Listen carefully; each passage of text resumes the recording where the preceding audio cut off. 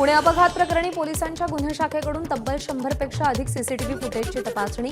अगरवाल यांचं निवासस्थान, cosy pub, black hotel तसंच अपघात स्थळ अशा सगळ्या ठिकाणचं सीसीटीव्ही पोलिसांच्या ताब्यात।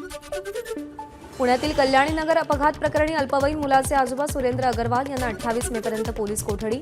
ड्रायव्हरला धमकावल्याचा, डांबून ठेवल्याचा आरोप।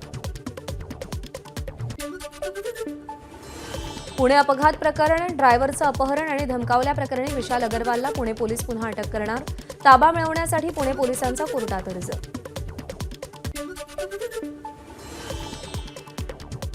डोंबिवलीमध्ये स्फोट दुर्घटनेतल्या मृतांची संख्या 10 वर। बाजूच्या कंपनीमध्ये आणखी एक मृतदेह आढळल्याची माहिती, तर 3 कंपन्यांमधून 12 कामगार बेपत्ता असल्याची तक्रार। नागपूर अपघात प्रकरणी आरोपींना 27 मेपर्यंत पोलीस कोठडी। अपघातातील गाडीचा मालक, विदेशी दारू यासह गांजा कुठून आला या तपासासाठी 3 दिवसांची पोलीस कोठडी। नागपूर अपघातावेळी आरोपी प्रमाणापेक्षा अधिक दारू प्यायल्याचं तपासात उघड। आरोपीच्या गाडीतून दारूच्या बाटल्या आणि गांजा सदृश पॉकेट जप्त। गांजा तस्करीच्या धावपळीत हा अपघात झाला नाही ना, याबाबत तपास सुरू। मालेगावमध्ये तापमान उच्चांकी स्तरावर। तापमानाचा पारा 43 अंश सेल्सिअसपर्यंत। उन्हाच्या दाहकतेनं नागरिक हैराण। विदर्भात उष्णतेची लाट। अकोल्यामध्ये तापमानाचा पारा 45.6 अंशांवर। उकाड्यामुळे नागरिक प्रचंड हैराण।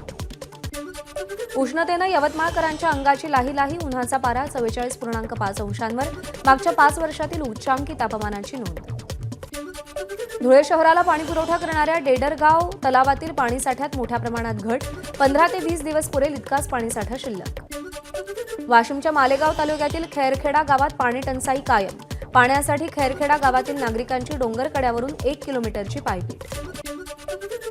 नंदुरबारच्या तळोदा तालुक्यातील कुलीडाबर इथं भीषण पाणी टंचाई। गावातल्या महिलांवर विहिरीत उतरून पाणी भरण्याची वेळ। प्रशासनाचं मात्र दुर्लक्ष।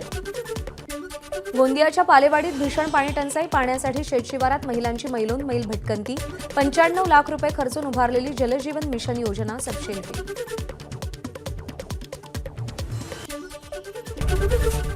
एबीपी माझा, उघडा डोळे बघा नीट।